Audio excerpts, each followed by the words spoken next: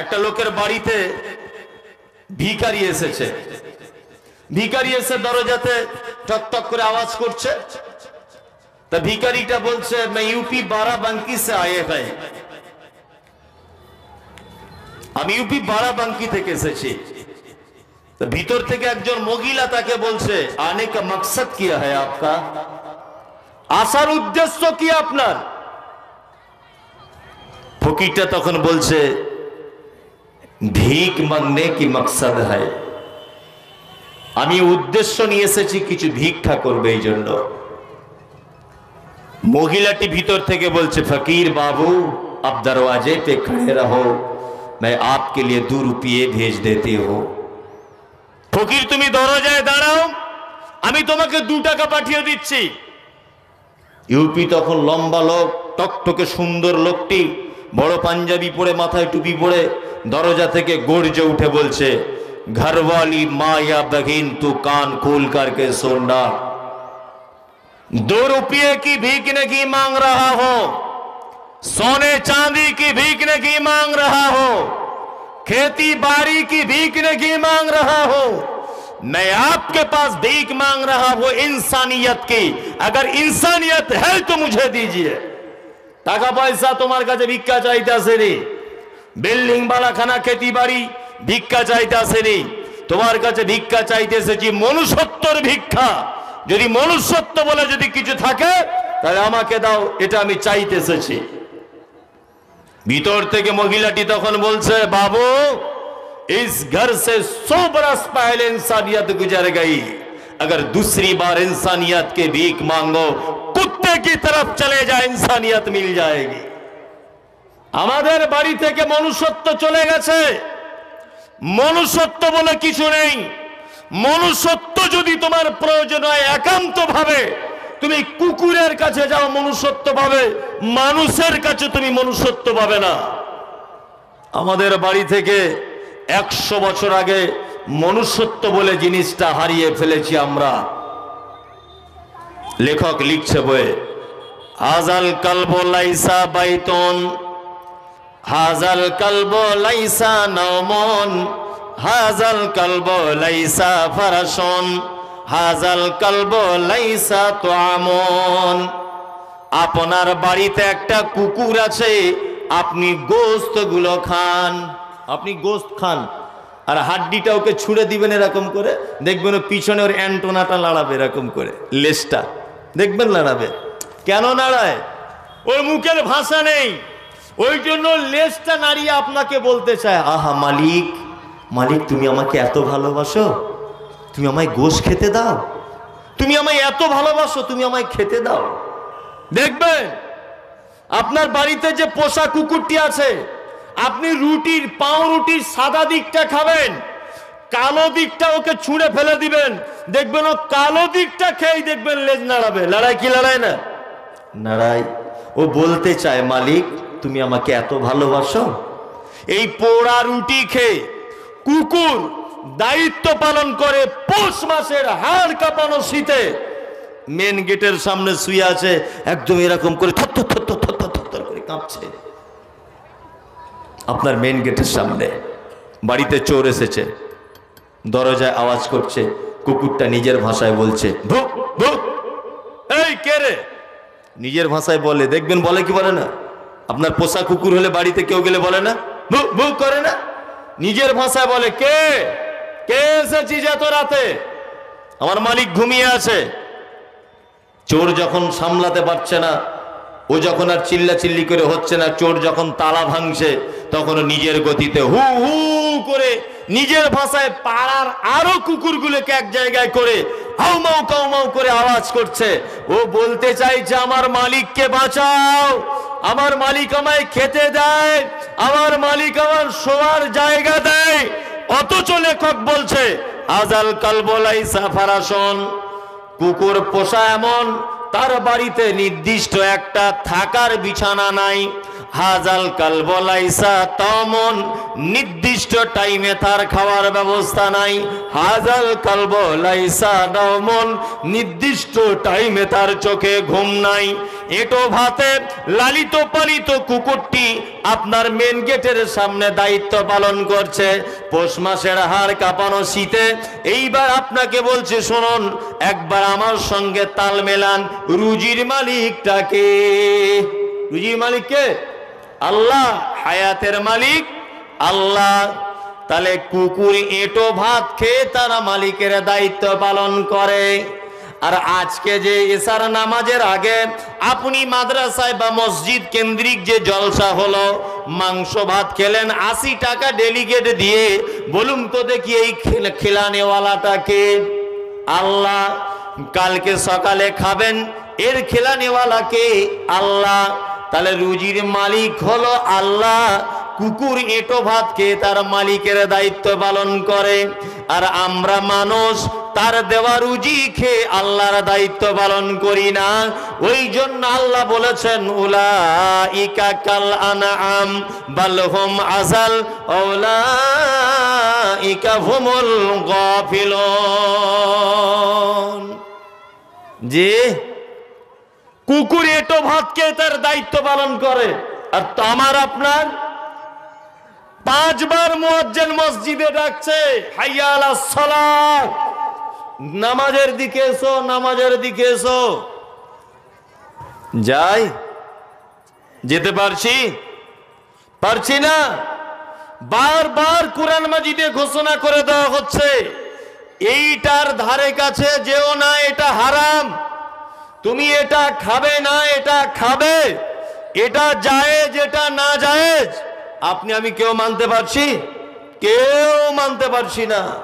জি, এই জন্য আল্লাহ 3 রকমের কথা পবিত্র কোরআনে বলেছেন।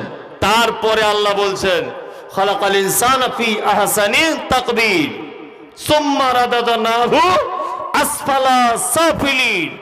তারপরে মানুষ তার কৃতকর্মের ফলে আবার তাকে পুনরায় হিসাবের পরে তাকে জাহান্নাম বলে একটা জায়গাতে ধরিয়ে দেওয়া হবে, তাতে নিক্ষেপ করা হবে। তারপরে আল্লাহ বলছেন, ইল্লাল্লাযীনা আমানু, কিন্তু তারা কোনোদিন জাহান্নামে যাবে না যারা ঈমান নিয়ে এসেছে। ঈমানের পরে ওয়ামিলুস সলিহাত, এবং যারা ভালো কাজ করেছে। ঈমানের পরে কি? যারা ভালো কাজ করেছে, এরা কখনোই জাহান্নামে যাবে না। আল্লাহ তাআলা পবিত্র কোরআনের মধ্যে বলছেন, মান আমিলা সালিহাম মিন যাকারিন আও উনসা ওয়া হুয়া মুমিনুন ফালানুহয়িন্নাহু হায়াতান তাইয়্যিবাতান ওয়া লা নাজজিআন্নাহুম আজরাহুম বিআহসানি মা কানু ইয়ামালুন। আল্লাহ তাআলা বলছেন, নারী পুরুষ তোমাদের মধ্যে যে কেউ হোক, দুনিয়াতে যদি ভালো কাজ করে, ঈমানের অবস্থাতে যদি করে, আল্লাহ তাআলা বলছেন তার পুরস্কার দেওয়া হবে, দুনিয়াতেই তার পুরস্কার। আপনি ঈমানের অবস্থাতে ভালো কাজ করে দেখুন, দুনিয়াতে আপনার পুরস্কার দেওয়া হবে। প্রমাণস্বরূপ আপনাকে একটা কথা আমি বলছি, খুব মন দিয়ে শুনুন, যারাই আছেন মন দিয়ে শুনুন। আল্লাহর নবী সাল্লাল্লাহু আলাইহি ওয়াসাল্লাম মিরাজের রাত্রিতে তিনি মিরাজে গেলেন। মিরাজে যাওয়ার পরে তিনি জিবরিলকে নিয়ে জান্নাতের সাইডে সাইডে হাঁটছেন, জান্নাতের সাইডে সাইডে হাঁটছেন। এমত অবস্থাতে আল্লাহ রাসূল সাল্লাল্লাহু আলাইহি ওয়াসাল্লাম দেখতে পেলেন যে একটা যুবক জান্নাতের ভিতরে, যেন আগেকার দিনে, আজ থেকে 20-30-40 বছর আগে যেমন মানুষ মানে কাঠের খরম জুতা পরে যেমন রাস্তা দিয়ে চলাফেরা করলে আওয়াজ হতো, ঠিক তেমন যেন জান্নাতের ভিতরে কি যেন একটা আওয়াজ হচ্ছে। বিশ্বনবী বললেন, কে? আমি নবী জান্নাতে যেতে পারলাম না, অথচ এই লোকটি জান্নাত চলে গেল, লোকটিকে? জিবরিল আমিন বলছেন, আল্লাহর নবী, এটা আর কেউ নয়, এটা হলো আপনার মসজিদের মুয়াজ্জিন, নাম হলো তার হযরতে বেলাল। এটার নাম কি? হযরতে বেলালের নাম। বিশ্বনবী বললেন, আমি আর একটু আগিয়ে গেলাম, আর একটু আগিয়ে যাবার পরে দেখলাম একজন মহিলা জান্নাতের ভিতরে যেন আর একজন মহিলার সঙ্গে কথোপকথনে ব্যস্ত রয়েছে। বিশ্বনবী জিবরিল আমিনকে জিজ্ঞাসা করে বলছে, জিবরিল আমিন, এই মহিলাটি কে? আমার বেটি এখনো পর্যন্ত জান্নাতে যেতে পারলো না, আমার বিবিরা জান্নাতে যেতে পারলো না, আমি নিজে জান্নাতে ঢুকতে পারলাম না, অথচ এই মহিলাটি কে এমন এত ভাগ্যবতী যে জান্নাতের ভিতরে আগে আগে রেডি হয়ে আছে?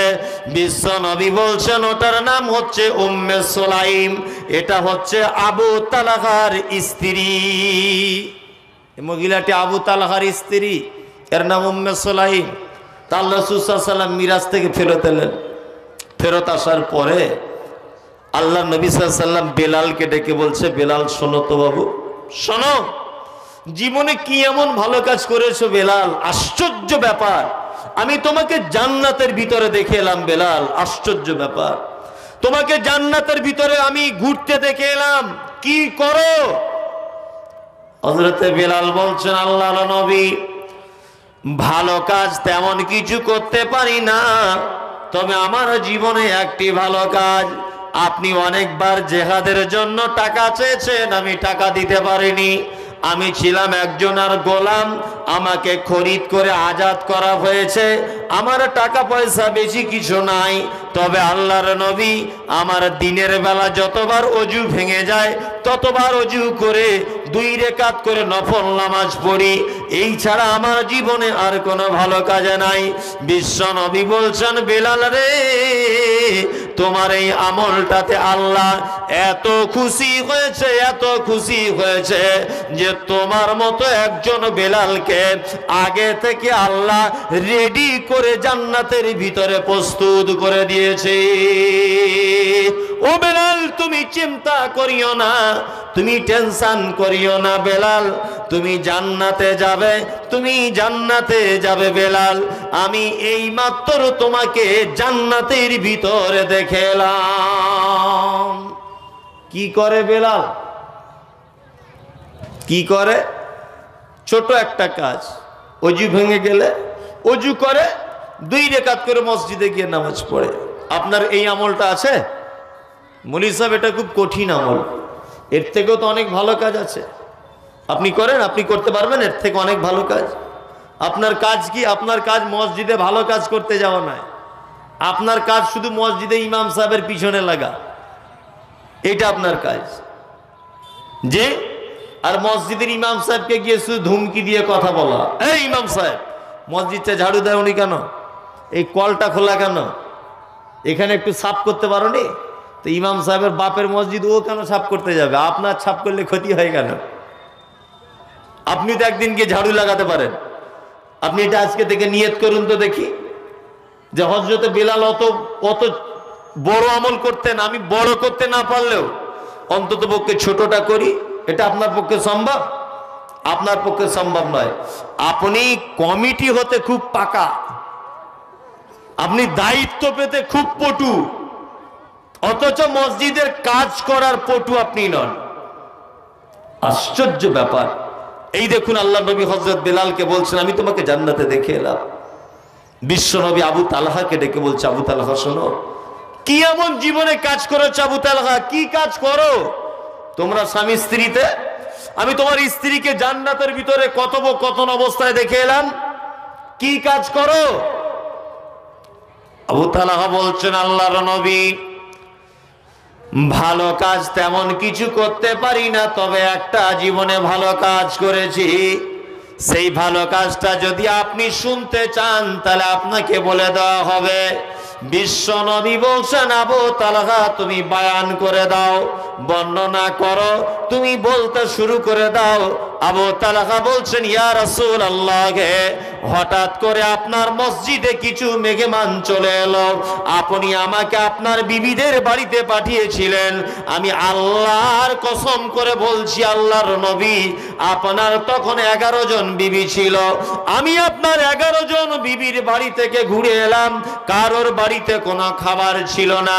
আমি আপনাকে এসে বলেছিলাম আল্লাহর নবী, আপনার বিবির বাড়িতে খাবার নাই। আল্লাহর নবী সাহাবীদের দিকে উদ্দেশ্য করে বললেন, ও সাহাবীরা, আজকে এই মেহমানের যে মেহমানদারি করাবে, আল্লাহ তার খাজুরে বরকত দিবে, আল্লাহ তার মালে বরকত দিবে, আল্লাহ তার রুজিতে বরকত দিবে, আল্লাহ তার কূপের পানিতে বরকত দিবে। কে আছো বলো মেহমানদারি করাবে? আবু তালহা না চিন্তা ভাবনা করি হাত তুলে দিয়ে বলছেন, লাব্বাইকা ইয়া রাসূলুল্লাহ, হে আল্লাহর নবী, আমি এই মেহমানদারি করাবো, আমি এই মেহমানকে খেতে দেব। আবু তালহা বলছেন, আমি মেহমানকে নিয়ে বাড়ি চলে গেলাম, দরজায় গিয়ে আওয়াজ করলাম, আমার বিবি দরজা খুলে দিল। আমার বিবি বলছে, সঙ্গে কে? বলছে, সঙ্গে একটা মেহমান রয়েছে। বলছে, কি সর্বনাশ করে দিলে, আমাদের বাড়িতে 2টা বাচ্চা ছেলে ছাড়া আর কারো খাবার নাই।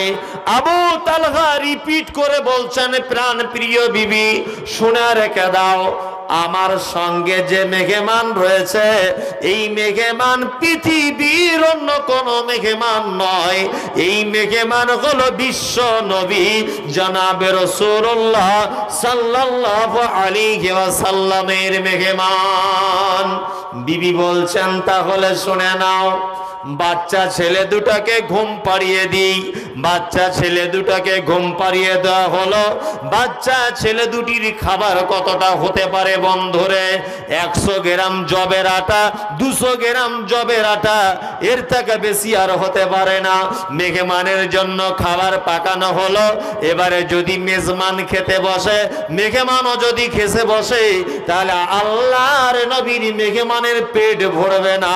এই কারণে বিবি তার স্বামীকে বলে দিচ্ছে, শোনো, মেহমানের সামনে যখন খাদ্য পরিবেশন করা হবে, তখন প্রদীপটা ফুঁক দিয়ে নিভিয়ে দিবে, আর তুমি খাদ্য পাত্রে হাত দিবে, হাত মুখে তুলবে, কিন্তু খাদ্য গ্রহণ করবে না।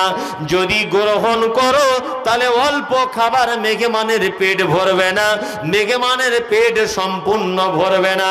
তাহলে তোমাকে বলে দিলাম, শুনে নাও, এই কৌশল করে তুমি মেহমানের পেট ভরিয়ে দাও। ও নবী, এই ভালো কাজটা আমরা সেদিন রাতে স্বামী স্ত্রী মিলে 2 জন করেছিলাম, শুধু আপনাকে ভালোবেসে আর আল্লাহকে ভালোবেসে। আপনার মেহমানের সঙ্গে রাতের বেলা এই কাজ করেছিলাম। বিশ্ব নবী আবু তালহাকে বললেন, মান আমিলা সালিহাম মিন যাকারিন আও উনসা ওয়া হুয়া মুমিনুন ফালা নুহিয়ান্নাহুম হায়াতান তাইয়্যিবাতান ওয়া লা নাজজিআন্নাহুম আজরাহুম বিআহসানি মা কানু ইয়ামালুন। ও আবু তালহা, আমাকে জিবরিল অনেক দিন আগেই বলে দিয়েছে, নারী হোক আর পুরুষ হোক, যে কেউ ভালো কাজ করবে, আল্লাহ তাআলা বলছেন, হায়াতাম তাইয়্যিবাতান, আমি তাদেরকে দুনিয়াতে উত্তম প্রাইজ দিয়ে দিব। ওয়ালা নাজজিআন্নাহুম আজরাহুম বিআহসানি মা কানু ইয়ামালুন। আর তারা দুনিয়াতে যে ভালো কাজ করবে, আমি আল্লাহ তার উত্তম প্রতিদান কিয়ামতের মাঠে ফয়সালার পরে ওই মানুষকে দিয়ে দিব। আল্লাহ অতরে আয়াতে বলেছেন, ইল্লাল্লাযীনা আমানু, তারা কোনদিন জাহান্নামে প্রবেশ করবে না। কারা? তারা যাদের ঈমান মজবুত রয়েছে, আর ঈমানের সাথে সাথে যারা ভালো কাজ করেছে। যারা ঈমানের সাথে ভালো কাজ যারা করবে, আল্লাহ তাআলা বলছেন, এরা কখনো জাহান্নামে যাবে না। আল্লাহু আকবার। দুনিয়াতে কত ভালো কাজ রয়েছে, যত ভালো বক্তাই বক্তব্য দিক, রাত্রি 12টা বেজে গেছে, শীতের সময়, তা আর এখনো যদি কোনো আমার পরেও প্রধান বক্তা হিসেবে কেউ যদি থাকতো, একটি লোকও বসে থাকতো না, কারণ টাইমের সঙ্গে সবকিছুর একটা ব্যাপার আছে, তাই না? মানুষের এখন অত টাইম নাই। আগেকার দিন পার হয়ে গেছে যে একেবারে চাদর টাদর নিয়ে ফ্লাক্সে লাল চা নিয়ে জলসা তলাতে বসে যেত, আর যতক্ষণ না আখেরি মোনাজাত হতো, আখেরি মোনাজাত আগে চলতো, ততক্ষণ পর্যন্ত লোকটা বাড়ি যেত না। আর এখন টিভি খুললে প্রতিদিন খেলা, টিভি খুললে নাটক সিরিয়াল, মানুষ এখানে বসে আছে ঠিক, কিন্তু ওর মন বাড়িতে পড়ে আছে। জি, ওর মন বাড়িতে আছে, কখন বাড়ি যাব। অনেক আত্মীয় স্বজন রয়েছে বাড়িতে, জি অনেক আত্মীয় স্বজন বাড়িতে রয়েছে, তাদেরও দেখাশোনা করতে হবে। এই নিয়ে মানুষ চিন্তা ভাবনা, আর মানুষকে বসিয়ে রাখা যাবে না। আমি আপনাদেরকে ছোট্ট একটা কথা বলছি, এটা মসজিদের প্রোগ্রাম। আপনারা যারা চলে যাচ্ছেন, আপনাদের কাছে বিনীত অনুরোধ, এটা মসজিদের প্রোগ্রাম। ওই জন্য আপনারা একেবারে খালি হাতে চলে যান না, কারণ এটা উদ্দেশ্য কিছু মসজিদের উন্নতি কল্পে। তবে প্রথম থেকেই লোকজন খুব বেশি এখানে বসেনি, প্যান্ডেল বিশাল করেছে। জি, আমি যে সূরাটি বলছিলাম ওটা বলা হবে না, পরিস্থিতি অনুকূলে নেই। আপনাদের কাছে বিনীত অনুরোধ, খুব বিনীত অনুরোধ, যে আপনারা কেউ যাবার আগে খালি হাতে চলে যান না। মসজিদ আল্লাহর ঘর, এটা একটি মারাত্মক ভালো কাজ। ইমানের পরে পরই একটা মানুষের এটা মারাত্মক ভালো কাজ। ভালো কাজের মধ্যে এটা খুব মহৎ কাজ। এটা আল্লাহর ঘর, এখানে মাদ্রাসা নয়, এটা মাদ্রাসা নয়, এটা মসজিদ। এখানে ওয়াসজুদ ওয়াক্তারিব, বান্দা যখন সিজদাতে লুটিয়ে যায়, জি বান্দা যখন সিজদাতে লুটিয়ে যায়, আল্লাহর নিকটবর্তী হয়ে যায়। এটা সেই নিকটবর্তী হবার একটি জায়গা। তা আপনারা অবশ্যই অবশ্যই এমনিতে চলে যান না, আপনারা কিছু দিয়ে যান, আল্লাহর রাস্তাতে দিয়ে যাবেন কিছু। আল্লাহ তাআলা বলছেন, ঈমান আনার পরে যারা ভালো কাজ করে তারা কোনোদিন জাহান্নামে যাবে না। আমি ওই দিকের আয়াতগুলো ছেড়ে দিয়ে আর একটা অন্য জায়গায় একটা কোরআনের আয়াত বলছি। পৃথিবীতে অনেক ভালো কাজ, তার মধ্যে এটা একটা ভালো কাজ। আল্লাহ তাআলা বলছেন যে লাম তানালুল বিররা হাত্তা তুনফিকু মিম্মা তুহিব্বুন। পৃথিবীর মানুষ শুনে নাও, সারা পৃথিবীর মানুষ জেনে নাও, অতদিন পর্যন্ত তোমরা কল্যাণ পাবে না, অতদিন পর্যন্ত তোমরা ভালাই পাবে না, যতদিন না পর্যন্ত তোমরা তোমাদের প্রিয় বস্তুকে আল্লাহ রাস্তায় দান না করবে। এটাও একটা ভালো কাজ, খুব ভালো কাজ। এটা কত ভালো কাজ, আপনাকে কি দিয়ে বোঝানো যায়? আল্লাহ কোরআন মাজিদে বলেছেন, ইয়া আইয়ুহাল্লাযীনা আমানু আনফিকু মিম্মা রাযাকনাকুম মিন ক্বাবলি আন ইয়াতিয়া আহাদাকুমুল মাউত ফায়াকুলা রাব্বি লাউলা আখখারতানি ইলা আজালিন করিম ফাআসাদদাকা ওয়া আকুম মিনাস সালিহিন। কত ভালো কাজ! একটা মানুষ যদি মারা যায়, ওই মানুষটিকে যখন আল্লাহ তাআলা জাহান্নামের ফয়সালা করে দিবে, ওই লোকটা তখন আল্লাহকে ডেকে বলবেন, আল্লাহ গো, আমরা জাহান্নামে চলে যাচ্ছি, আমাদেরকে আর একবার সুযোগ দেওয়া হোক। ফায়াকুলা রাব্বি লাউলা আখখারতানি ইলা আজালিন করিব। আল্লাহ তুমি আমাদেরকে আর একবার একটি সুযোগ দাও, আমরা দুনিয়াতে চলে যাই, আমাদের নিকট আত্মীয়দের মধ্যে থেকে তাদেরকে কিছু আমাদের সম্পদকে দান করে আসি। দান একটা মারাত্মক জিনিস, খুব ভালো কাজ এটা। একটা ছেলে 500 টাকা দিয়ে গেছে, এমন নোট দিল যে নোটটা খুলতে গিয়ে ছিঁড়ে গেল, 2 টুকরা হয়ে গেল। শুকরিয়া, যারা দিচ্ছেন তো আলহামদুলিল্লাহ, আলহামদুলিল্লাহ। দেন 100-200 যার কাছে যা আছে তাই দেন, আরে 20-50 টাকা, 1 টাকা 2 টাকা তাই দেন, অসুবিধা কি আছে? যার কাছে যা আছে তাই দেন, কোনো অসুবিধা নেই। যদিও আমার আগে জুহাইর ভাই কালেকশন করেছেন, আমার কালেকশনের এতে নয়, তারপরেও আপনারা যখন দিতে শুরু করে দিয়েছেন, ওই জন্য আপনাকে বলছি, ফাউ পেলে কে না ছাড়ে, কে ছাড়বে? তা আমি যখন বসে আছি, মানুষ যখন দিচ্ছে, তা দিক, মসজিদের কিছু কাজ হোক। কি বলছি বুঝতে পারছেন না? মসজিদের কিছু হোক, দেন, থাকলে দেন, 10-20 টাকা দেন, যার কাছে যা আছে তাই দিয়ে দেন। পরিবেশ প্রথম থেকে অনুকূলে ছিল না, এখনো পর্যন্ত নেই।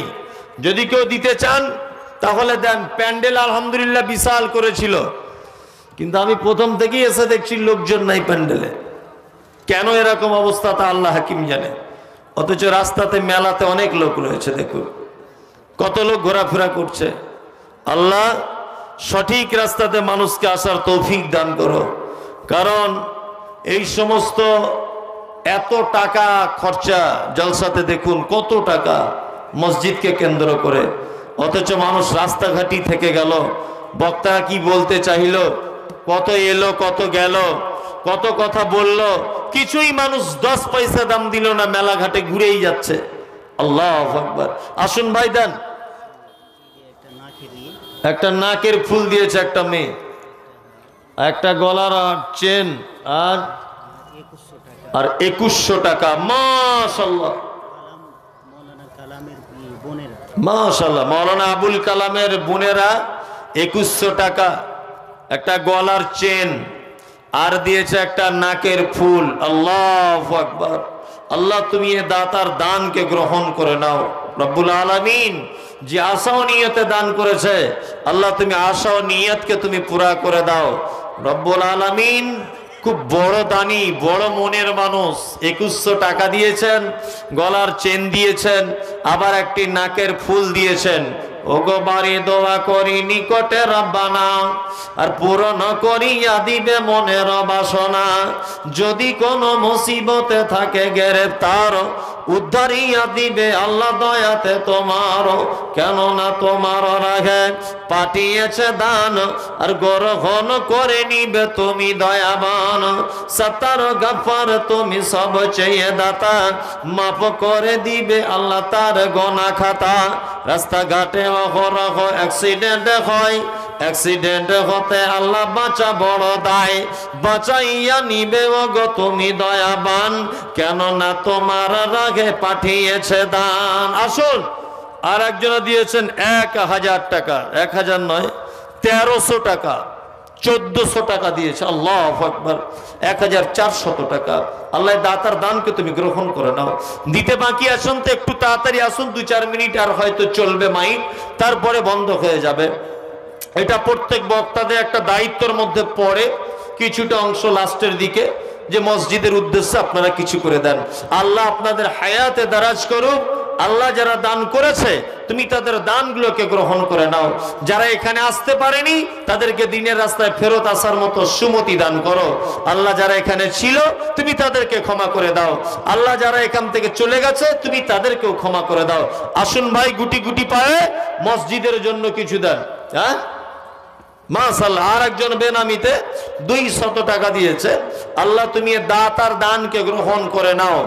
আল্লাহ তুমি এর নাম সব থেকে ভালো জানো। ইন্নাল্লাহা আলিমুম বিজাতিস সুদূর। আল্লাহ তুমি মানুষের অন্তরের কথা জানো, তুমি মানুষের অন্তরের কথা বুঝো। আল্লাহ যে আশা ও নিয়তে দান করেছে, আল্লাহ তুমি তার আশা ও নিয়তকে পুরা করে দাও। পরিস্থিতি নেই, হ্যাঁ আর কেউ আসবে না। যাই হোক, যারা এতক্ষণ পর্যন্ত দান দিয়েছেন আল্লাহ আপনাদের দানকে গ্রহণ করে নিক। যারা দিব দিব ভাবছেন তা তাড়াতাড়ি করে চলে আসুন, দেরি করিয়েন না, তাড়াতাড়ি করে আসুন। এখানেই সমাপ্তি ঘোষণা করে দেওয়া হবে। আর কোনো বক্তার একটা নেই তো? আর কেউ আছে? আছে আর বক্তা? ও নাই, তাহলে কি মজলিস ভাঙা দোয়া বলে দেবো না? সভাপতি সাহেব কে আছেন, উনি বলবেন। হ্যাঁ, মজলিস ভাঙার দোয়া বলে দেবো। মজলিস ভাঙার দোয়া বলে দেন। প্রথম থেকে আজকে জলসা সবই ভালো, প্যান্ডেল মাইক সব ভালো, প্রথম থেকেই লোক হয়নি, এখানে লোকই বসাতে পারেনি। কেন আল্লাহ জানে, আল্লাহ বেহতার জানে। মানে মানুষ আস্তে আস্তে ইসলাম থেকে দূরে সরিয়ে যাচ্ছে। যত বিভিন্ন মাধ্যমে মানুষকে আনার চেষ্টা করা হচ্ছে, মানুষ আসতে চাইছে না। মজলিস ভাঙার একটা দোয়া আছে, দোয়া বলে দেন, মজলিস শেষ করে দেন। সুবহানাকাল্লাহুম্মা ওয়া বিহামদিকা আশহাদু আল্লা ইলাহা ইল্লা আনতা আস্তাগফিরুকা ওয়া আতুবু ইলাইক। আসসালামু আলাইকুম ওয়া রাহমাতুল্লাহ। চলো।